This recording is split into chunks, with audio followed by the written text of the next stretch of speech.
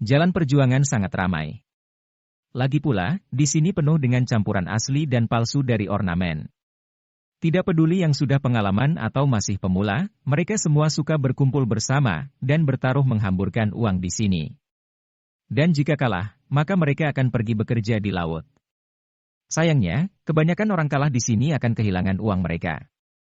Bagaimanapun, dalam bidang ornamen ini, tidak akan bisa jika tidak punya tatapan jeli dan pengalaman tertentu.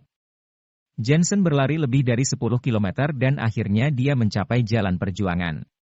Wajahnya tidak memerah, napasnya pun tidak terengah-engah. Dia memiliki kekuatan tanpa akhir, yang disebabkan oleh profounti di tubuhnya. Saat melihat jalan yang ramai, dia melihat ada toko-toko di kedua sisi jalan, dengan segala macam kaligrafi, lukisan, vas dan barang-barang lainnya ditempatkan. Beberapa kios di jalan ditempatkan dengan sejumlah besar koin tembaga, vas dari dinasti Ming, pedang kuno dari dinasti Qin dan sebagainya. Menarik. Jensen menyunggingkan senyuman. Dia mengolah energi vital penentu auranya, jadi dia mampu memahami gerakan apapun, takdir, dan 8 diagram surgawi. Jadi, dia bisa melihat mana yang merupakan harta karun yang sebenarnya. Tin, tin. Pada saat ini, terdengar sebuah klakson di belakang Jensen. Ternyata Jensen berdiri di jalan dan menghalangi masuknya kendaraan. Di belakangnya ada BMW X7. Sopir itu dengan menggila membunyikan klaksonnya, meminta Jensen untuk memberi jalan.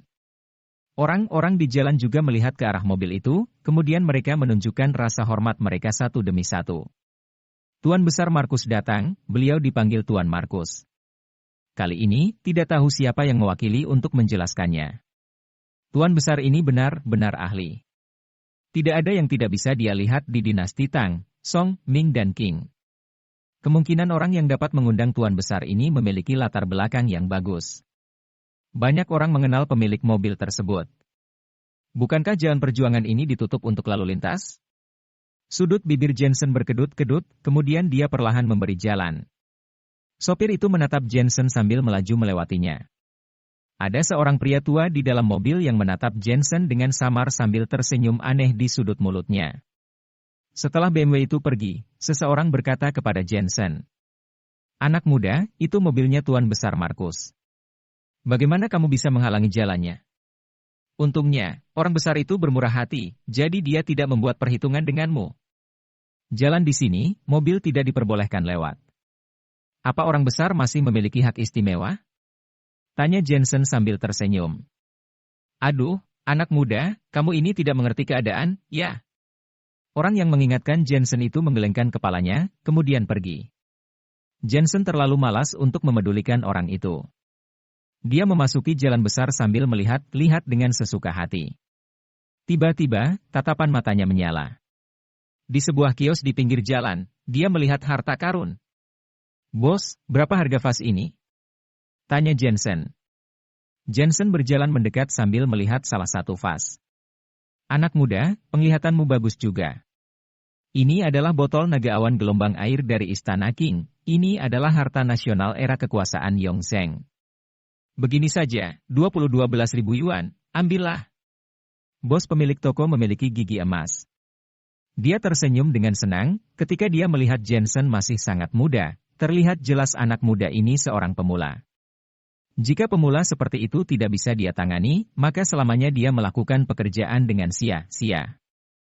Di Jalan Perjuangan ini, ada masalah keberuntungan dan keahlian. Begitu memutuskan membeli barang langsung pergi begitu saja tanpa peduli barang itu palsu atau yang asli. Selama membayar, maka benda berharga itu menjadi milikmu. Jika yang membeli ini pria sejati, orang lain tidak boleh cemburu. Jika membeli yang palsu, maka hanya bisa memiliki nasib sial untuk diri sendiri, tidak bisa menyalahkan orang lain. Ini juga aturan yang tidak tertulis. Orang-orang di sekitar melihat Jensen melawan si gigi emas, mereka tidak bisa menahan diri, mereka diam iri padanya. Gigi emas belum membuka bisnis selama 3 tahun, begitu membuka bisnis bisa uang yang dia dapatkan cukup untuk makan selama 3 tahun. Di sudut jalan, seorang pria tua memimpin beberapa orang ke depan. Orang tua itu terus berbicara dengan orang ke depan. Orang tua itu terus berbicara dengan orang-orang paruh baya di sekitarnya. Sikapnya sangat sopan, tetapi pria paruh baya itu tiba-tiba melihat Jensen, kemudian berkata sambil tersenyum. Bukankah pemuda itu melamun dengan bodoh yang menghalangi jalan kita tadi? Benar, itu dia. Hihi, anak muda itu tidak mengerti pasar. Jika memang membayar, dia pasti harus mengeluarkan banyak uang. Dia kali ini, kemungkinan akan mengeluarkan uang sebesar biaya sekolah. Orang tua itu adalah Markus, dia melihat Jensen menyukai yang palsu, tetapi dia tidak mengingatkannya. Dia membiarkan Jensen menderita sedikit kerugian. Siapa suruh anak ini begitu bodoh? Bahkan juga sampai berani menghalangi jalannya tadi. Level ornamen ini yang terdalam. Mari kita lihat apakah pemuda itu akan membelinya atau tidak. Pria parubaya itu jelas terlihat tertarik. Vas ini bagus, tapi 12.000 yuan itu terlalu mahal. Saat ini, sedari tadi Jensen masih menawar. Tentu saja dia tahu bahwa benda itu palsu, tapi dia masih berpura-pura tertipu seperti ini. Begini saja, anggap sebagai teman. Bagaimana kalau 8.000 yuan? Tidak bisa kurang lagi. Gigi emas itu memperlihatkan wajah cemas. Bos, kamu tahu aku juga baru keluar dari masyarakat belum lama, bagaimana mungkin aku punya banyak uang? Begini saja, 2.000 yuan, aku akan langsung membelinya. Jensen terus menawar. Pada saat yang sama, dia berbisik. Bos, vasmu ini asli atau palsu, langit dan bumi tahu, kamu dan aku tahu. Jika aku tidak salah tebak, kemungkinan ada tulisan tuan besar di dalam vas ini. Kamu. Raut wajah si gigi emas ini berubah. Memang benar vas ini palsu dan ada tulisan tuan besar di dalam yang ditulis bahwa ini tiruan. Tapi di dalam vas sangat gelap, dan pemuda ini tidak membawa senter. Bagaimana pemuda ini bisa tahu? Haha, saudara perantauan. Begini saja. 6 juta, bawa pergi vas ini. Ucap si gigi emas sambil tersenyum. Baiklah. Gaji Jensen kebetulan hanya 3.000 yuan, tapi dia menunjuk lagi ke beberapa batu hitam di stand dan berkata, batu-batu ini sekalian berikan padaku. Lumayan jika dibuat kalung dan digantung saat pulang nanti. Ambil saja. Si gigi emas itu mengangguk puas. Meskipun batu-batu itu terlihat bagus, tapi batu itu juga sangat umum dan tidak bernilai sedikit pun. Jensen segera membayar uang, mengambil beberapa batu itu dan pergi sambil membawa vas di pelukannya. Dia tahu bahwa tujuan perjalanannya telah selesai. Anak muda, kamu ini bodoh atau bagaimana? Hah? Bodoh, ya. Tetapi begitu Jensen baru berbalik, Markus berdiri menghalangi di depannya, kemudian berkata sambil tersenyum. Benda semacam ini, melihatnya dengan pengalaman dan penglihatan. Kamu baru memasuki industri ini, jadi sulit menghindari hingga memakai uang biaya sekolah. Kerugian ini adalah untuk menyuruhmu untuk menghormati pendahulumu. Markus jelas masih membenci tindakan bodoh Jensen yang menghalangi jalan. Hihi. Jensen juga tersenyum, dia tiba-tiba menghancurkan vas di tangannya ke tanah. Bersamaan dengan suara dentang, vas itu pecah.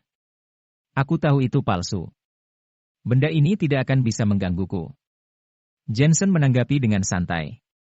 Markus dan yang lainnya tercengang di tempat. Di dalam hati mereka merasa sedikit tidak senang, mereka mengira pemuda ini bodoh dan tertipu. Tapi hasilnya, merekalah yang bodoh, mereka telah dibodohi oleh anak muda ini. Punya sedikit kemampuan penglihatan juga, ya. Markus memiliki prestise dan status yang tinggi di jalan ini. Siapapun yang bertemu dengannya bersikap hormat dan sopan. Ini pertama kalinya dia dipermainkan oleh orang lain, terlebih lagi orang itu masih sangat muda. Markus pun tidak bisa menahan diri untuk tidak melihat pria paruh baya di sebelahnya. Pria paruh baya itu bukan orang kecil. Dia secara khusus dipercayakan untuk membantu. Sebelum dia mulai, dia malah kalah dari seorang pemuda. Kemungkinan pihak lawan bisa meremehkannya. Bagaimana kalau bermain, anak muda? Markus tiba-tiba berkata. Aku akan memilih 5 harta benda, kamu lihat apakah benda itu asli atau palsu. Jika ucapanmu benar, aku Markus akan mengakuimu sebagai teman. Tapi jika kamu salah, aku juga tidak akan melakukan apapun padamu. Cukup ucapkan permintaan maaf, bagaimana? Sebelumnya aku pernah dengar, kamu adalah tuan besar di jalan ini. Bermain harta karun dengan tingkat kematangan diri yang sudah populer selama beberapa dekade. Jensen berbicara sambil mengerutkan kening. Benar, Kamu tidak akan takut karena alasan, kan? Tidak, aku hanya ingin mencoba apakah pengalaman yang hebat atau penglihatan yang hebat. Jensen mengangguk setuju, karena dia benar-benar tidak memiliki banyak pengalaman, tetapi teknik yang diturunkan oleh leluhurnya memiliki penentu aura. Dia bisa melihat dan merasakan dengan profound ki dia juga ingin mencoba bagaimana mengamati ornamennya. Berani juga kamu. Markus sangat terkejut. Jelas-jelas pemuda.